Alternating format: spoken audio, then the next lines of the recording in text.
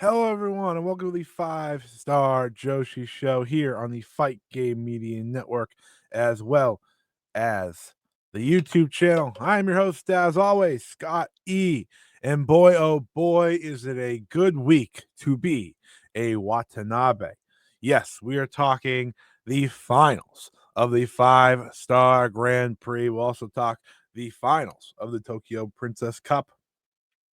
So much to go over, so much to discuss. It was a really fun weekend to be a Joshi fan, whether you've been a fan for a short time or a long time. There's a lot to celebrate, there's a lot to discuss. Thank you, everyone, for joining me. Happy to be here. Busy, busy week for me thus far, but boy, oh boy, it's been an absolute delight to watch all this Joshi and now get to talk about it. So thank you for everyone who has shown support throughout the week. If you've checked out all the content I've been putting together, whether it be the five-star dailies or the Dream Star dailies, it means the world to me. Uh, it was a lot of work, but the five-star was fully reviewed on the YouTube channel. You can go check it out. The finals up now, talking the matches between Azumi and Rina, Sariano and Momo Watanabe, and of course the ultimate final between Momoaz. You can also check out the latest Dream Star review from day 7. On that recording, we also talked about Miu Watanabe versus Go Chica, which we'll talk about here a little bit today. We'll continue that on Saturday. Saturday has a very exciting show. It'll be the Dream Star Day 8 as the tournament heads to Korakuen Hall, which is always one of the best shows of any tournament. So definitely keep an eye out for that. We'll preview that here today as well. But before I get over to the rest of this show, I ask you all to head over to Joshi Journals. I had a great time joining that channel to talk and discuss future international wrestlers we'd like to see. So please go check that video out. I had a ton of fun. Joshi Journals was awesome. If you haven't subscribed, go subscribe. It's a great channel. Absolutely love the work over there. And it was an honor to get to tune in and jump on that. So I'll leave a link below to the video if you're interested. But definitely go check it out, see who we talked about. Obviously, you can kind of get an idea based on this thumbnail. But with that being said, let's get to our regularly scheduled programming. And that, of course, starts in the World Wonder Ring. The World Wonder Ring of Stardom had the five-star Grand Prix finals this past weekend. They'll be off this upcoming weekend before Stardom to the World this upcoming, or sorry, next Saturday, which is a big time pay-per-view. Plenty of news to talk about as well, though. So if you're looking for your Stardom catch up, you have come to the right place. So this show had plenty of matches throughout. Opened up with Priestley, Hina, and Saida versus Saya Kamatani, Natsukatora, and Ruaka. I don't need to go through every single match. Obviously, I did review it over on the five-star finals video if you want to go check that out, if you want to get a full taste of the match by match review, instant reaction. But a lot of this will be talking about the other events from the show that I didn't talk about on there, and we'll also just be talking about overall just an exciting dose of matches being set up, which I think is always important for these cards. So that opening match saw Saya Kamatani get the win. So obviously heading into the big title match against uh B Priestley, that was an important aspect. But one of the key moments on this show was that Tomoka Inaba officially challenged Starlight Kid to a Wonder of Stardom championship match. This is important because this has been a match we've been building for really months. Like this has been a match that these two have hinted at time and time again, dating back to pretty much February. It's put a lot of work in, a lot to do. And now we're here. Now we're here, and it makes all the sense in the world, right? Obviously, on the opening night of the 5-star Grand Prix, for those who don't know, Tomoka made Starlight Kid tap out, and Starlight Kid blames Tomoka for the way her tournament went. She said she started on the back foot and she can never get that momentum going again. So I think that's a very important aspect when you're following along with this story and when you're following along with this match. These two want to destroy each other. These two want to take each other out. And I think that's such an exciting aspect to this match that maybe you didn't expect going in. You know, once upon a time, had we done it 3 or 4 months ago, it might have been more of a friendly bout, you know, like, okay, you know, it's just wrestler versus wrestler, but there seems to be a little bit more steam behind this one, a little bit more heat behind this one now, and I think that's super duper exciting. That'll take place on Stardom to the World on September 6th. It's a match I am hyped for. The tag match that this match happened in with Ami and Tomoka against Miu Amasaki and Starlight Kid, I thought that was quite enjoyable for what it's worth. If you want to go check that out. The other results on this show that didn't have to do with titles or the tournament, you had Aya Sakura, Natsuko, and Sayaka Kurara defeat Hanako, Rion, and Waka Tsukiyama. After that, it looked like Aya Sakura and Sayaka Kurara have their sights set on the New Blood Tag Team titles. I've said it many times. I'll say it again. Young Kozen is and should be the next champions of those belts. Aya Sakura has lost the Sendai Girls Junior Championship. Sayaka Kurara has lost many a match since she won the Cinderella. Now we are kind of back at even footing with these two. So let's have them go get those belts and I think bring something to those belts that I'm looking for. There's so many New Blood shows coming up in October. You're going to have to put at least one of these matches on there. We also had a three-way match. Yuna Mizumori defeated Mei Seira and Saki Kashima.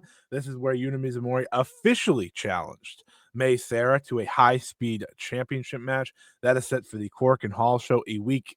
I believe it's the same week as Stardom to the World. It'll be a nighter show in the middle of the week. So exciting for Yuna Mizumori, who again has been someone since pretty much April that has wanted that title but never got to do that challenge with Mei Seira. Now she will.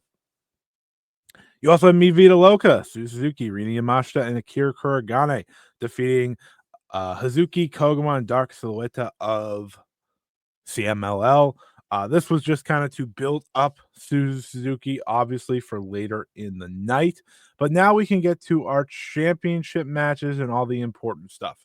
We had a Future of Stardom championship match between Hina and Ranna Yagami. This was the second time they faced off. Ranna Yagami had originally challenged Hina at All-Star Grand Queendom back in April. Now she comes back around after getting the win over Hina in the 5-star Grand Prix with a chance to take the belt off of Hina. I kind of debated what was the better idea here. Do you want Ranna losing twice, or do you want to go with her now, but kind of stop Hina's run when it's really started to get going, right? I think that's been kind of the debate, at least for myself. And ultimately, I landed on I think we just got to keep the Hina run going. There is a confidence level to what she does. There is a consistency level to what she does that I think the Future of Stardom Championship doesn't necessarily need, but it's very helpful when you are facing so many young up and coming stars, right? All these wrestlers are either brand new rookies or have less than 3 years of experience. And I think Hina has, because of her or her age, of course.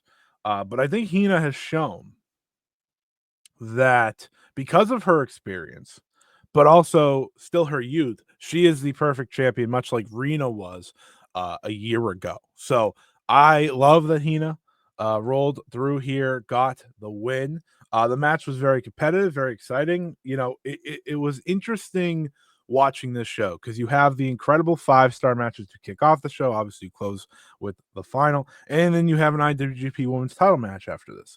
So this was kind of shoehorned in the middle of trying to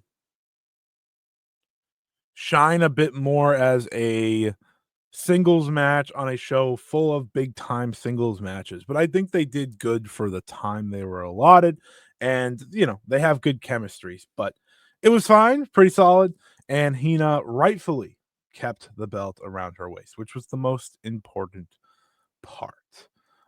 Next up, we had the IWGP Women's Championship match. Sareee making her first defense since defeating Shuri for the belt, taking on Konami, the woman who made her go to sleep on night one of the 5-star Grand Prix. Sometimes my favorite thing when watching Sareee is how she goes back to moments in the story that she's telling, moments in the rivalry that she's telling, and makes that a part of her match.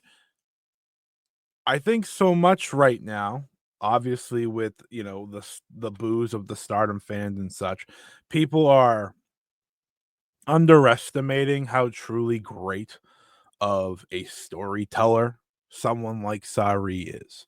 And yes, this is pure bias. I say it every time. But at the same time, I also think it's a full appreciation for what she's bringing to the table.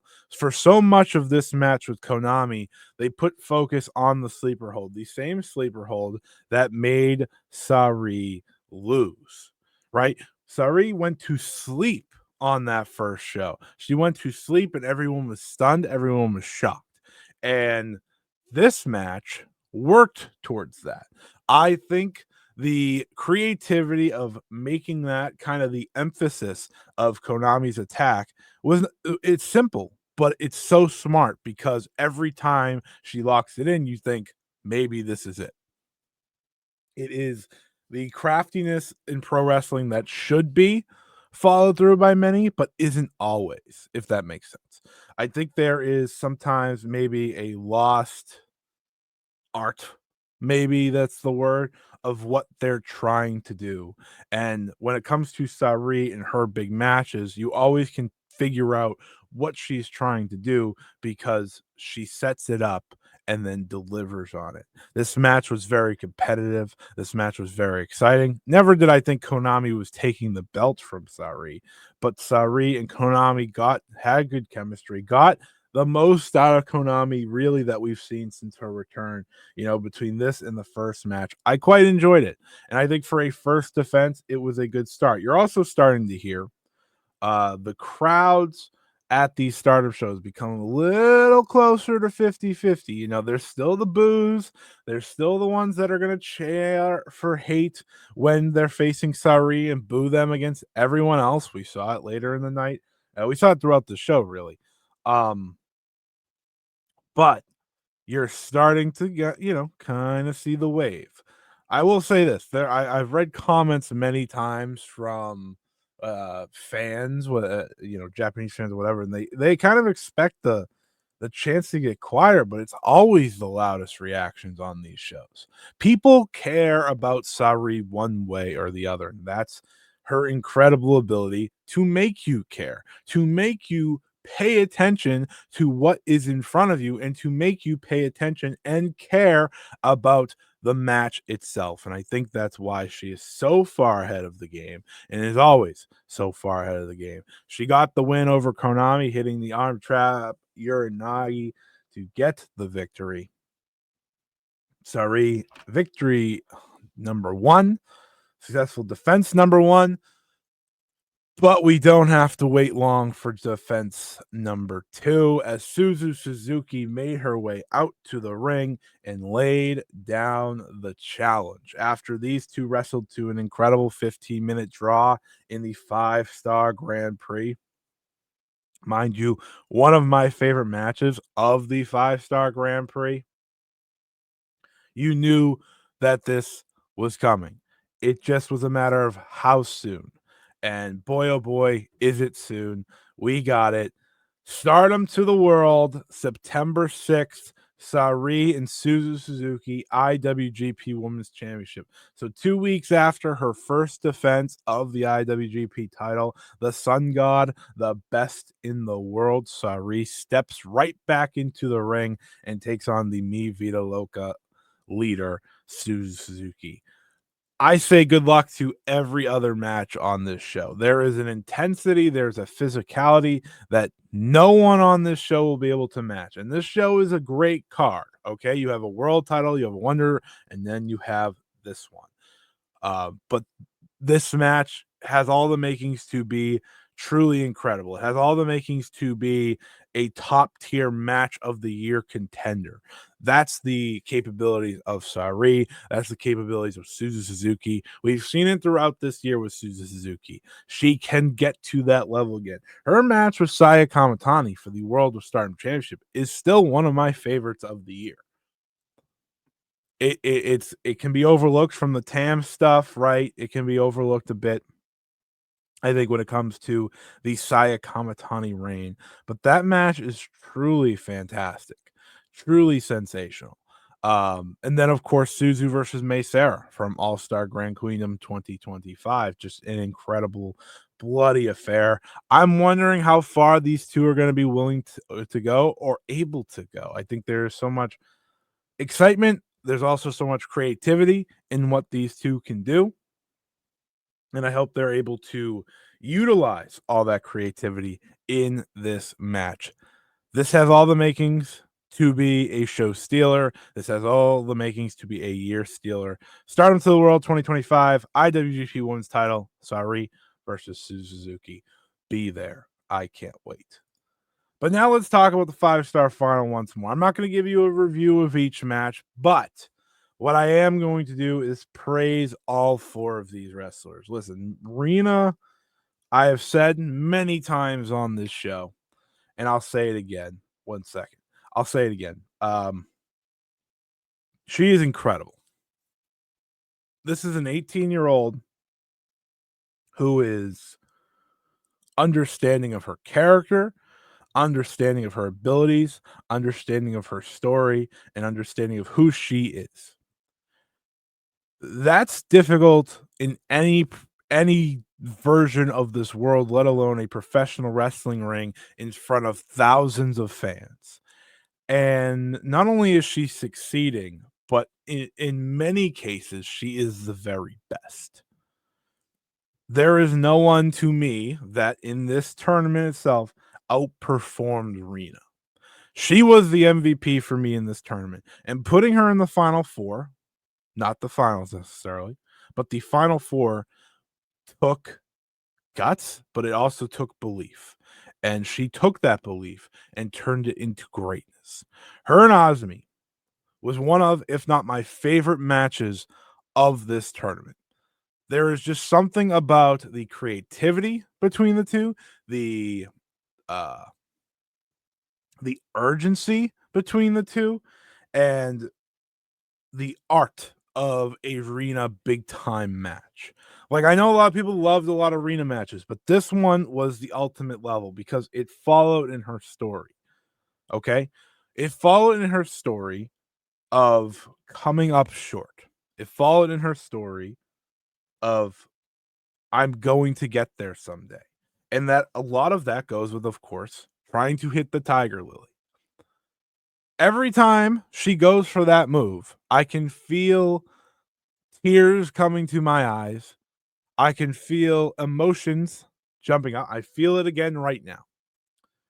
The moment, the day she hits that move, it is going to be surreal. It is going to be unbelievable. I think right now, Rena is the best wrestler in Stardom. That is absolutely, yes, she is my favorite. It's her or Saya Kamatani right now. When it comes to the Stardom roster, it is one of those two. And the fact that she's even in that conversation is insane. Starlight Kid's up there too. But the way Rena's going, and every time she gets a big match, and the performances she gets in those big matches, on those big stages, it's undeniable to me how truly incredible she is. So that's Rena. You also have Sariano. Sariano is a great tournament wrestler. She had a very strong tournament this year, I thought. But in some ways, she is the least praised of these 4. Maybe because we're used to it, maybe because she's been in the spotlight the most out of any of these 4 over the past 2 years. Um, but Saree's great. Plain and simple, she's great. And I think when I watch her wrestle, I have such an incredible appreciation for what she does. And I thought from start to finish, she played the perfect role, and especially here on the final night, I think a lot of people, myself included, expected her to just get the win. So her usage in this tournament of pouring full doubt on multiple scenarios, none more than the hopes of Momo Watanabe fans, was perfect. When she gets that pottering, you think it's over. That's how they built her up through this tournament. Is she hits that, it's over. And I think that mindset and I think that ability is what makes a great pro wrestler, but also what makes great pro wrestling. And this was a case of great pro wrestling through Sareee. You then have Azumi, of course. Azumi, one of your finalists in the 5-star finals. There is no one that went out there and put on as many must-see memorable performances in the playoffs as her. Azumi stepped into the match with Hanan and crushed it. She stepped into the match with Saya Kamatani and crushed it. She stepped into the match with Rina and crushed it. And she stepped into the finals with Momo Watanabe and crushed it.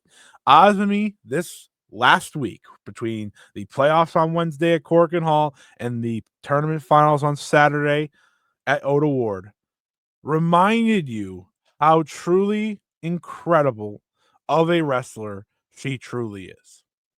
That is what Azumi did. That is what Azumi can continue to do.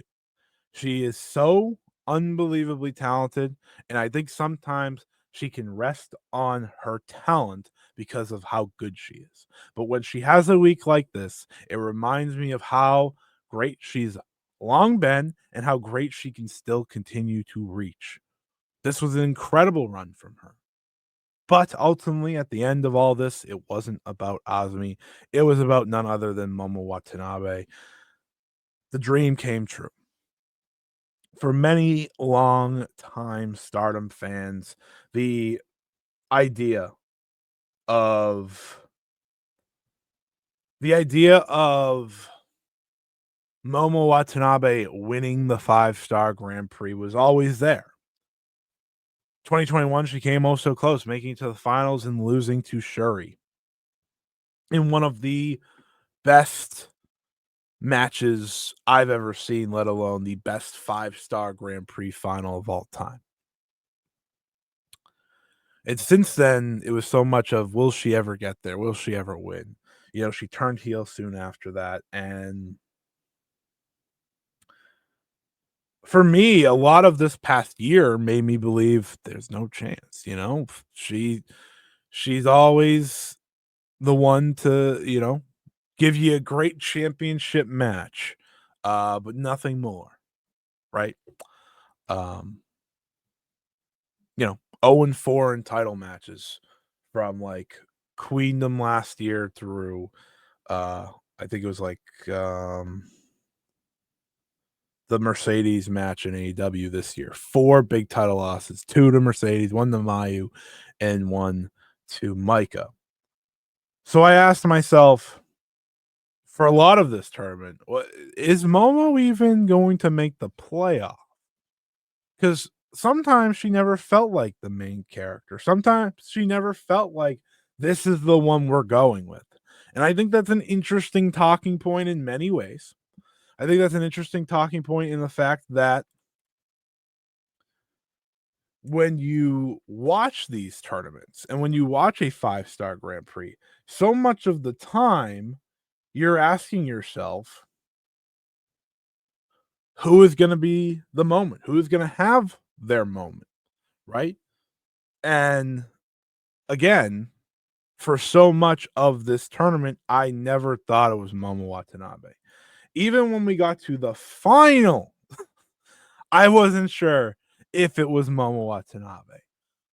But it doesn't matter. All of that is useless because, my God, it was Momo Watanabe. And it's one of those moments where you just go into your pure fandom. You forget any thought you may have had along the way. And I just asked myself, what's next? I think what's next is self-explanatory. What's next is Momo Watanabe challenging Saya Kamitani for the World of Stardom Championship. And by the way, the final was fantastic. I just want to say that. Her and Azumi, getting that Momo Oz final of all finals felt surreal in the moment. And it was. The fact that we got that final, we got that match, just incredible. Just incredible. And now I ask myself, do they know to follow through on the story? Do they know to follow through on the story to tell here? I don't know, but I hope so. I don't know, but I think so. Momo kept it pretty broad. She said, champions around the world, essentially. I am looking at you. And she said in an interview this week that it's the IWGP and World of Stardom Championship that she is eyeing. It needs to be the World of Stardom Championship. That is the belt that Momo Watanabe needs. That is the belt that she's always said she's needed ever since she dropped the Wonder of Stardom Championship. If it's not, they miss out on a story, but I don't expect them to miss out on that story. I fully expect them to go through with that story, tell that story, and it's going to be incredible. I think the other topic point with Momo Watanabe is that you just have to have an appreciation. I think when it comes to having been a fan of Momo, having been a fan of Stardom, it's just something you always hope for the one time considered soon to be ace of this promotion. When she reigned as an 18-year-old with the Wonder of Stardom Championship, she proved to everyone that she's capable of greatness. She's capable of being your world champion. And since then, she's consistently been one of the best wrestlers in the world. I've talked to many people, whether it be friends, whether it be people who comment on these shows, people on Twitter, whatever it is. I've talked to a lot of people through the years, and Momo Watanabe feels like she's always been the most beloved out of the many I've talked to. So to see her have this moment, to see her climb to the mountaintop and hold the crown, put on, the cape, hold the trophy, it was just incredible. And here's the thing, I don't know if she is the one that needs to beat Saya Kamitani. But what I do know is she needs to be the one to tell this next major part of Saya Kamitani's story. And so many moments. And I think this is important about the final overall, right? We watched Tam Nakano, we watched Miu Watanabe leave Stardom earlier this year. Two names who I would argue are the most synonymous of the past number of years with the company, right? And Stardom decided to put their most tenured duo in the finals with Azumi and Momo because, if you're a longtime Stardom fan and you look at the new crop of Stardom, perhaps no names you recognize more than Azumi and Momo Watanabe. And to see Momo reach this pinnacle, I've only seen so many people, whether they've fallen out of love with Stardom or still love Stardom, whatever it may be. I've seen a lot of people say, "Well, hold on, Momo won. I got to check this out. I got to see this. I got to know how this goes." That's who Momo Watanabe is, and that's who Momo Watanabe has always been. So I'm happy for Momo Watanabe. I'm happy for her fans. I am one of them, and I'm excited for whatever is next for her. I hope she tells this story. The beauty of their final was when she stopped hate from fully interfering. She said, "No, I got this. I'm doing this. This is my moment." And it was her moment. I think that has to be the first branch to us getting to her turn, her leaving hate, her taking on Saya Kamatani, and her being a major part of this promotion once again. Like I said, for so much of this year, and of course for a lot of the tournament, she didn't feel like she was going to be the one. But the beautiful part about Momo Watanabe is she is ready to be the one at any given moment. This was an incredible moment for fans, for the wrestler, for the promotion, and it's one that makes the final 4 months of the year for Stardom as exciting as humanly possible. Momo Watanabe is the true heart of Stardom in the year 2025, and I cannot wait to see how it all unfolds moving forward. On the news side of things, B. Priestley and Taro Okada announced that B will be joining Stardom on a full-time capacity moving forward. So the former World of Stardom champion, the former AEW and WWE wrestler, will return to Stardom in a full-time capacity. So that means she's likely to find a faction, she's likely to find a new spot, and all these different things, probably win some titles. But she is back and she'll get to celebrate being back full time with her World of Stardom Championship match at Stardom to the World when she goes one on one with Saya Kamatani, the same Saya Kamatani that she defeated in singles action. So that's something to look out for because B is now back. And B being back means she can win more, she can find victories more. There is an opportunity for her to really become successful again in Stardom. I don't know how successful. Listen, I talked a lot. If you want to go back and listen to the 5-star daily reviews, I talked a lot about how I felt about B in the tournament, her performances, and so on. She had some decent matches with the likes of Rena. Her match with Saya was fine, but there was still a lot of bumps along the way. We'll see how she goes now that she's back, now that she's going to continuously be part of this roster moving forward. And hopefully it leads to success for her because, hey, she's going to be around. We're going to have to talk about her, right? We're going to have to watch her. So at least maybe she'll fully figure it out here again. But that is it for the Stardom side of things here on the 5-star Joshi Show. We'll now kick it over to Tokyo Joshi Pro because Tokyo Joshi Pro held the Tokyo Princess Cup 12 finals this past Saturday, the same day as the 5-star Grand Prix finals. And like finals, I said files, finals. And like I said at the start of the show, it was a good weekend to be a Watanabe as Miu Watanabe defeated Arisu Endo in the finals to stand tall and win her first ever Tokyo Princess Cup. This victory for Miu Watanabe is obviously a major one. She is, of course, the former Princess of Princess champion from last year. She was the last Princess of Princess champion, which I think is always important as well. And it looks like she could be on her way to reacquiring the championship now that she has earned her shot. The 25-year-old is becoming the ace in front of many. It was Mizuki earlier this year at Korakuen Hall on January the 4th that defeated Miu to win the title and end her first reign.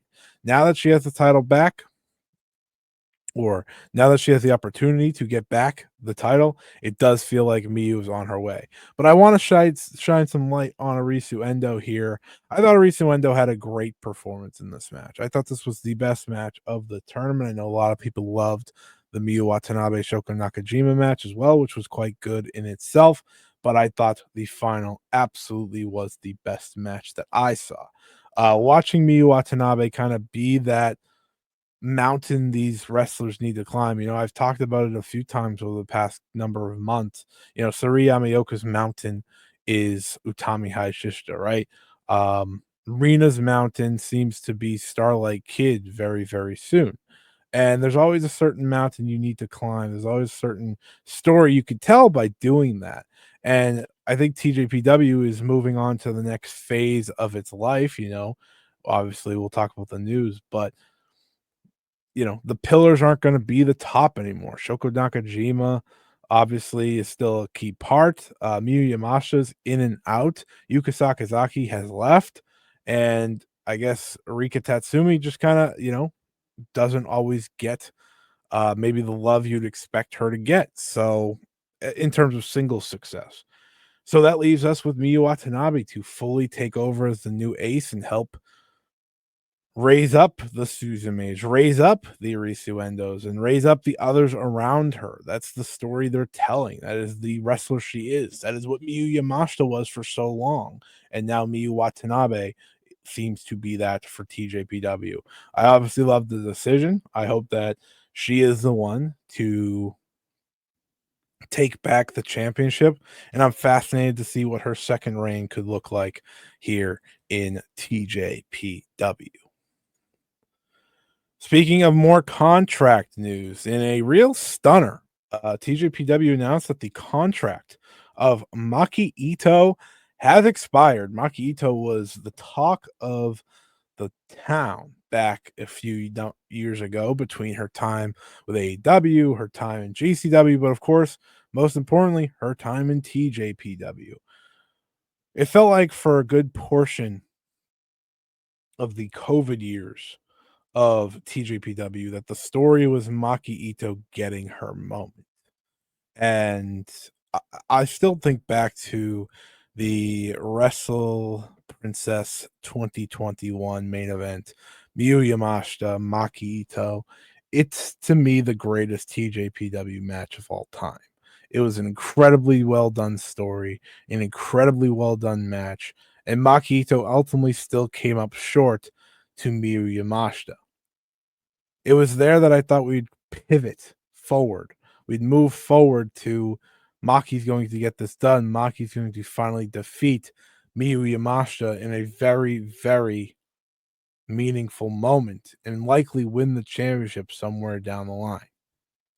Instead, we sit here now. She does not get a graduation. She does not get a farewell. Rather, she gets a post that her contract has expired and she is no longer part of TJPW. So you may ask yourself, what's next for Maki Itoh? And I think that's probably the most fair question to ask because I don't think there's a perfect answer. I'd even argue there may not be a right answer. I don't know what's next for Maki Itoh. I think most people, myself included, do kind of maybe think America is going to be her main destination. Obviously, it has been for the past couple years, right? She's done a ton of GCW dates, a ton of indie dates. I don't see one of the major two American promotions signing her right now. I don't see WWE signing her. I don't see AEW signing her. AEW could have signed her probably years ago. I just don't see that happening. So ultimately, I think she stays freelance and maybe we'll see her pop up somewhere in the Joshi scene, which could make for an interesting case. Maki Itoh, once upon a time, when she was determined to be great, was great. I'm not going to sit here and say she can't be great ever again. I think she could. And maybe that comes down to the right situation. There's an interesting conversation point here. If she wants to stay more Japan all of a sudden, then where does she go? I think all the main promotions that you may think of when it comes to the world of Joshi wrestling make sense. But it comes down to what's the best fit for Maki Itoh. That doesn't feel like an answer I have. But I'm excited to see whatever she does.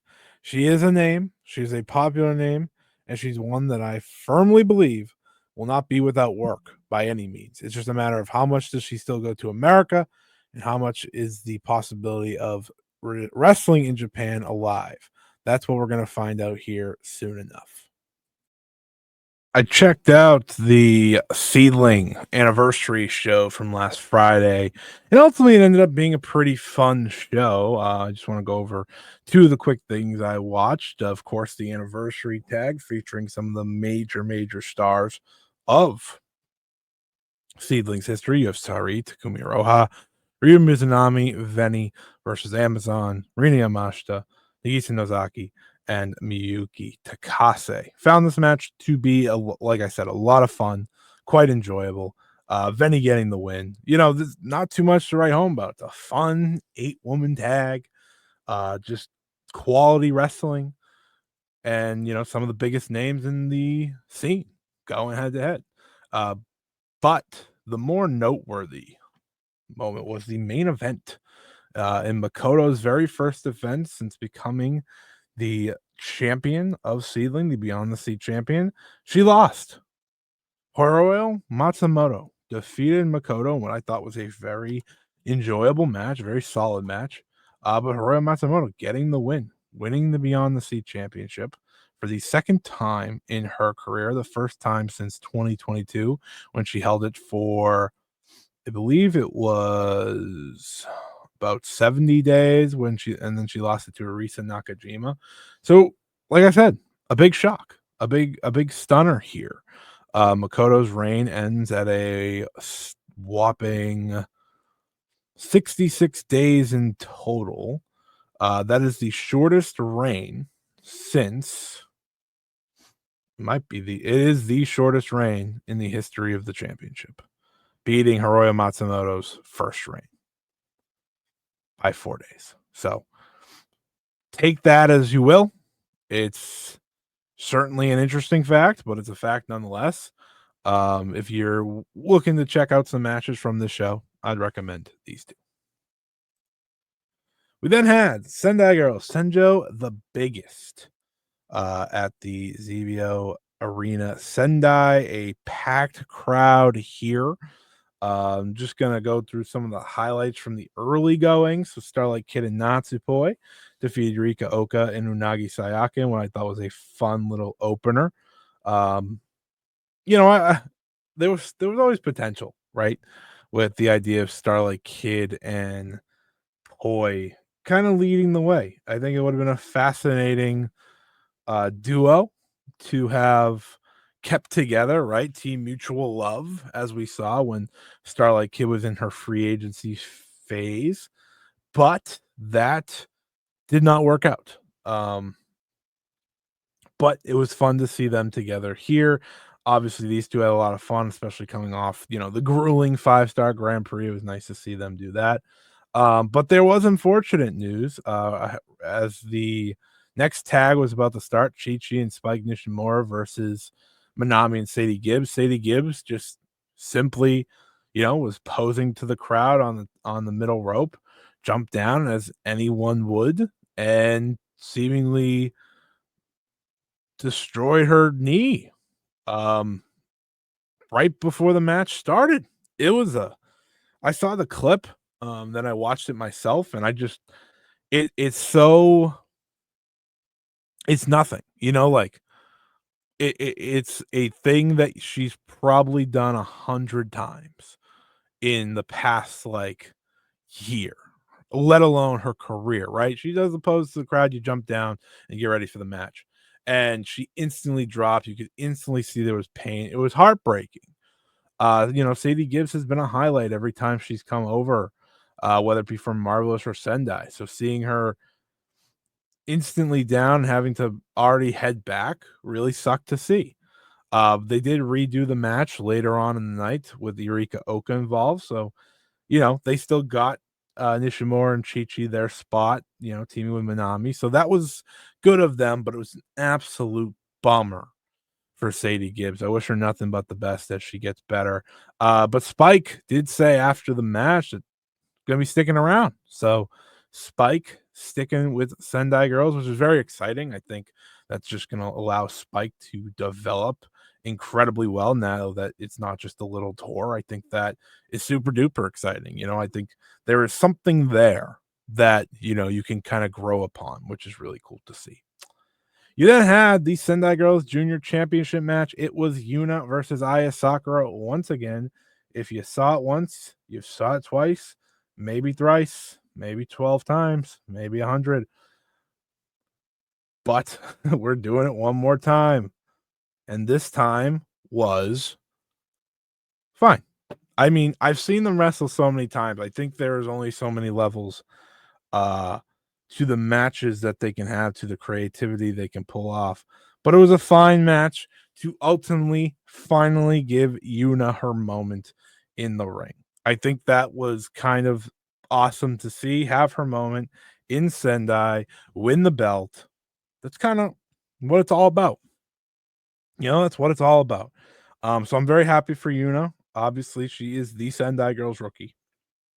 And now Aya Sakura is freed up to do some more stuff, whether that be coming back to Sendai and kind of jumping into some tags, or of course, hopefully more work in Stardom. That's what we're all hoping for. That's what we're all asking for. That's what I'm hoping for, at least. So hopefully that frees her up. But it was a fun little run that she had. I wish she got to challenge, or let me rephrase. I wish she got to defend a bit more against some other wrestlers. But congrats to Yuna on finally winning the belt. Now I'll talk about the big three matches, starting with the hardcore match. The hardcore match was a ton of fun, super scary, kind of everything you'd expect from the match. Hazuki, feels like a different person in these matches. We've talked about that the last time she had the hardcore match with Dash Shisako. Fast forward, her teaming with Risa Sera against Dash and Aja Kong, and that is much of the same. She took a lot of the punishment, she took a lot of the pain, but she felt more alive, more energized than she has in quite some time. And I absolutely love that. For a lot of people, Momo getting that 5-star moment was their most hoped for moment. Um, For me, I think my most hoped for moment in a Stardom ring would be Hazuki finally holding that Wonder of Stardom championship. I don't think I'm ever getting it, but boy, oh boy, would it be nice. Um, Dash took a crazy fall. Risa Sera dumped her from the top of the ladder through the table outside. That was terrifying. What a spot that was. But the most nasty spot was Hazuki being placed on a table in the middle of the ring. Aja Kong climbs up one ladder, Dash climbs up another. Aja jumps off with a big time elbow drop right through Hazuki. Dash was doing a stomp at the same time. Terrifying spot. And that wasn't even the finish. Dash would follow up with her signature splash to pin Hazuki to win the hardcore match. This match, like I said, was a ton of fun, super physical. Hazuki was out there to take a lot of the brunt of it, and my God, did she. But she didn't. She certainly didn't leave anything out. She put everything she could into this match, and I think we all greatly appreciate the effort. In the semi-main event, it was a one-on-one affair between Mika Iwata and the IWGP Women's Champion Sareee. Listen, these two matches, or let me rephrase, these matches aren't made to go long. All right, when Sareee and Iwata share the ring, they share the ring to destroy each other and move on. They share the ring to decimate one another and move on. And boy, oh boy, that's what they did. For about 9 to 10 minutes, these two threw bombs and nothing but. Iwata hitting some of the best kicks she's hit all year. Sareee hitting some nasty forearms along the way, right? And this is Sareee, of course, coming off the IWGP title defense the day before, an entire 5-star. Iwata knew that. Iwata knew that and went into the match very aggressive, very combative, very much physical, and all she could show for it was a big L. Sareee caught her with the big time Uranagi at one spot. She then hit her with another um Uranagi, which she was able to kick out of. She hit her with a headbutt, and then of course an arm trap Uranagi for the win. This match was super good. If you give this another 3, 4, 5, maybe it's even better, but it's an incredible sprint between the two, something that I think only those two really can do. You know, it's hard to fit, I think, so much into a sprint, but these two nail it every time. This is the second time we've done it. They just know what they're going for and they crush it. I recommend both of these matches. I definitely recommend the singles. It's short, but I definitely recommend the hardcore as well. See Hazuki living out there. It's an absolute treat to watch. And finally, your main event. It was VENY-Kross and VENY challenging you and Chihiro Hashimoto for the Sendai Girls World Tag Team Championships. Listen, this match was awesome. VENY-Kross is awesome. VENY is awesome. Team 200 kilograms is awesome. But VENY and VENY-Kross both had incredible performances. I love anytime anyone gives VENY a big spot. It doesn't happen enough in the world of wrestling, but anytime it does, she absolutely crushes it. If VENY is wrestling at her top ability, she is going to be the best wrestler in that match. That's how she works, and that is what she did here. She took the punishment from you, she took the punishment from Hash, but she dished it out as well. This was VENY at the top of her game, absolutely crushing it, absolutely thriving because that's what she does. And then on the other hand, VENY-Kross. VENY-Kross, from the first time she stepped into Sendai Girls to now, has completely developed into this undeniable must-sign wrestler for any promotion that has any consideration for women's professional wrestling. I don't want her going anywhere. I'll say that first and foremost. I don't want her leaving Sendai Girls. I want her to stay here because she's fantastic. She is a star in the making. But I understand how these things work. She is a star, and that's going to be someone. She's going to be someone that people are going to want to sign. Her and VENY are a great duo. They're a great dynamic duo that Sendai Girls put together last year. Fast forward to this year, and they're still great. On the other side, you got Team 200 kilograms. I don't know how much more I could say about them that hasn't been said already, right? We're on their retirement road. You will be retiring at the end of this year. So we are kind of just embracing that rather than, Hash is the world champion, though we do have a challenger, which we'll talk about here in a second. But I think for me, this match had everything you'd want from a tag team title main event. It had the craziness, it had the big hits, it had the big strikes, it had the big moves. It had a little bit of everything that you could ask for from all four competitors. VENY-Kross, like I said, was probably the star of the closing stretch, and VENY was the star of the first half. These two crushed it. This was a great match, one of my favorite matches that I watched all week long. I'm very busy nowadays, so I only get to watch really the Joshi stuff. But it was awesome. Well worth my time, well worth your time. Go check it out on Wrestling Universe. But after the match, it's worth noting Mika Iwata did challenge Hashimoto for the Sendai Girls World Championship. So I don't know when that's going to happen, but it'll be happening soon. And I'm greatly looking forward to it. Let's quickly take a look at Marigold here before we get out of here for the week.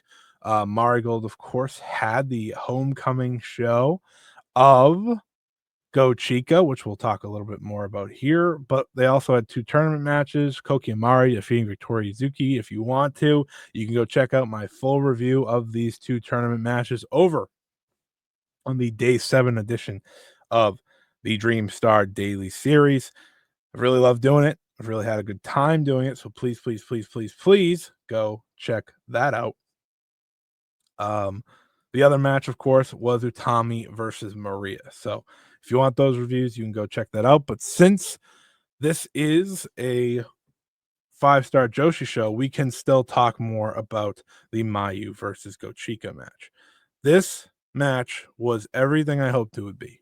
Listen, we were telling a story here. We were moving forward with the idea of Mayu being the mountain for so many of these wrestlers to climb. And for Go Chica, this felt like step one in a journey of trying to overcome, right? If you look at the past year that Go Chica has had, it's been truly, truly impressive. she has developed, she has learned, and she has grown, right? Grown in so many ways that I think kind of are incredibly impressive to look back on. Because this time last year, she was showing some nice signs in the tournament, but overall, it's like, okay, she's got a ways to go. Now, fast forward to 1 year later, she's facing the icon, the greatest of all time, Miu Watanabe, and she is doing everything she can to be the ultimate babyface underdog, and she's doing so well at it. I think when I watch Go Chica, I'm left with nothing but praise. I'm left with nothing but praise because she is truly an incredible wrestler who's getting there more and more each day. There's no wrestler who shows the work match in and match out more than her. You could tell she's fallen in love with professional wrestling, and that's a beautiful thing. Miu Watanabe played to the crowd. Miu Watanabe played to the Go Chica of it all, and it made for such a fun main event. I recommend it. I do. And the crowd was so behind Go Chica. It was amazing. You got to watch the post match too when the song plays and they all do the Go Chica chant. It's incredible. It really is. I absolutely love this match. I absolutely love these homecoming shows. I love these homecoming main events. I love what Mayu is willing to give to her. And the next time they face off, it's going to be really special. It feels like just the start of something here. And I think that's why I wanted to bring it up one more time. But let's take a preview. We'll preview the big Korakuen this weekend. We don't always do previews for tournament shows, but this weekend is a big one. So it's only right that we preview the big 4 matches. So here on the Star League side, we're going to do the top 2 matches. We're going to preview the top 2 matches from each league. But first, on the Star League side, you'll also have Kazuna Tanaka versus Misa Matsui. I think that could be a fun little match. You have Shikagoto versus Nagisa Nozaki, could perhaps a perfect match for the big upset. And here, of course, you have Miku Ano wrestling for the first time since the very first match, very first show of this tournament, and she goes one-on-one with Chanyota. That is something I am so incredibly excited for. Something that I can't wait for because this is Miku's tournament. I I can't shake it. I can't. This is Miku's tournament. She currently sits at 1 total point. She lost to Misa Matsui and she drew against Mirai. Now's the time she gets going. Now's the time she locks in and starts picking up W's. And it starts here. It starts here with the Star League. It starts here with a match that I think can shock a lot of people and be one of those great matches that maybe you're not expecting. Because I think Chanyota and I think Miku Ano, their skill sets work perfectly with one another. This match should be awesome. I'm looking forward to it. Like I said, on Saturday, Wrestle Universe, I believe it goes live at like 10:30 Eastern on Friday night. So definitely check that out. The other Star League match worth previewing is a big one. Mirai Saku go face to face. It will be Mai Sakurai versus Mirai, Dreamstar Grand Prix. This is a big one. Mirai hasn't had the tournament maybe myself and others might have expected. She had the draw with Miku Ano. That was fine. She beat Shikagoto, but she lost to Nagisa Nozaki. She hasn't made the splash you expect from Mirai. Mai Sakurai, however, has kind of powered through her tournament. She's gone through 5 matches already. This is her 6th. Her last one will come on the final night against Miku Ano. So far for Mai Sakurai, she has a win over Chikagoto.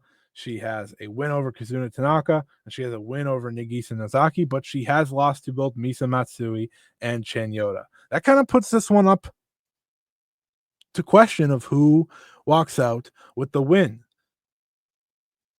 Mai Sakurai, I think, can still easily be in the conversation with 6 points on the final night, but can she fully be in that conversation? I think a win here for Mai Sakurai is definitely on the table to make her a serious contender come the final night, especially facing Miku Ano, but it also feels like a match that Mirai needs to win. I don't know which way we go.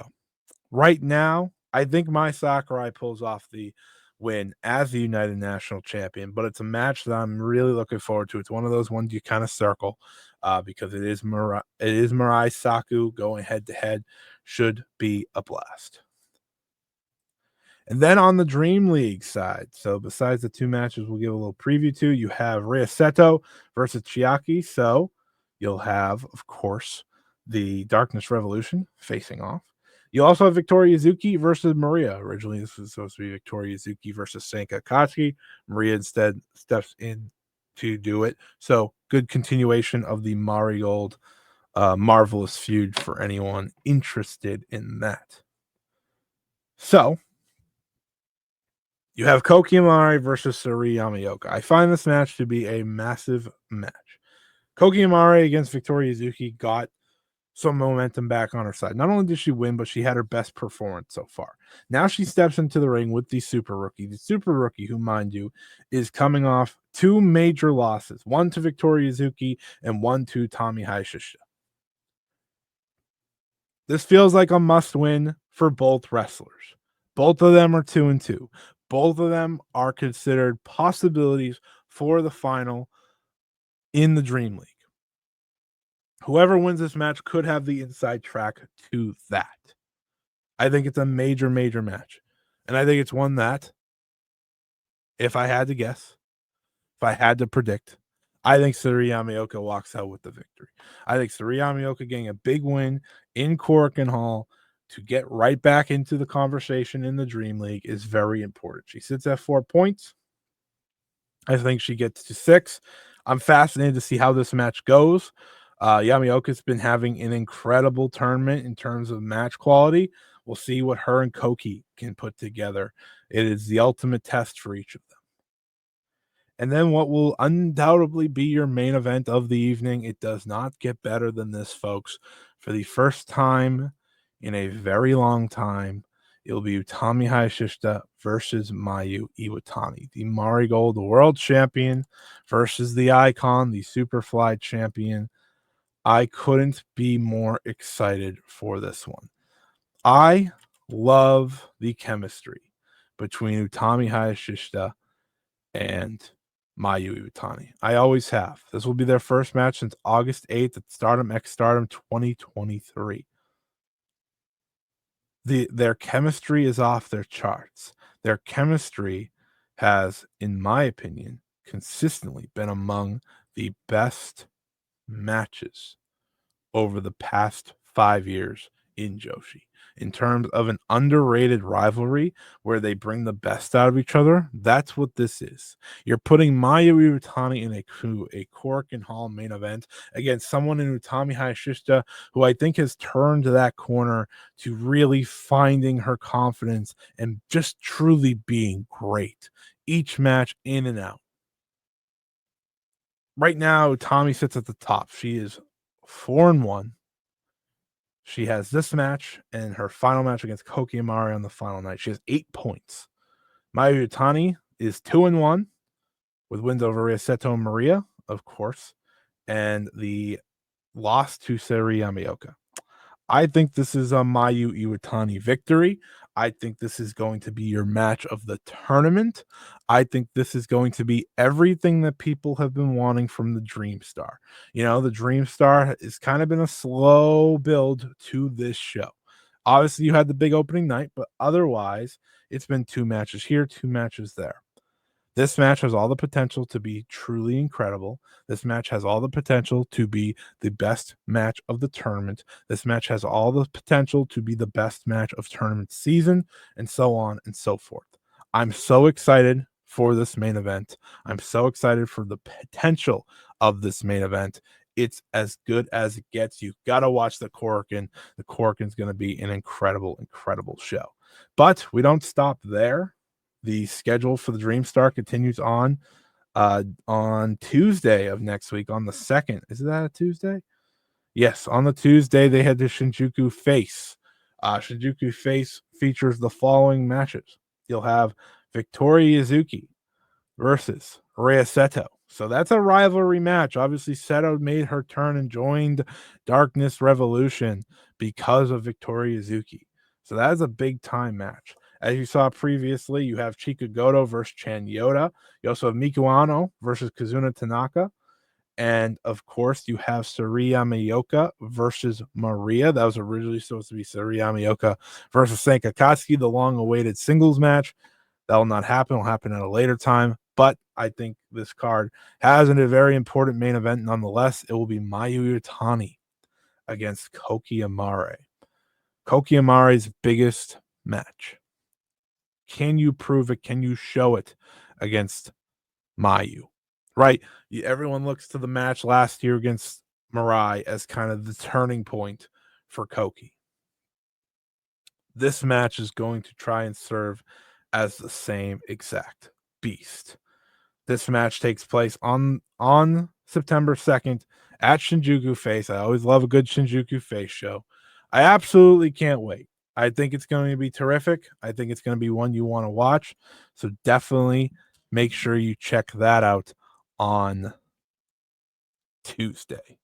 But that is it from me, folks. Thank you, everyone, for listening. Hope you enjoy the true return of the 5-Star Joshi Show. We're back every week for at least an hour, hopefully, scheduling permitting.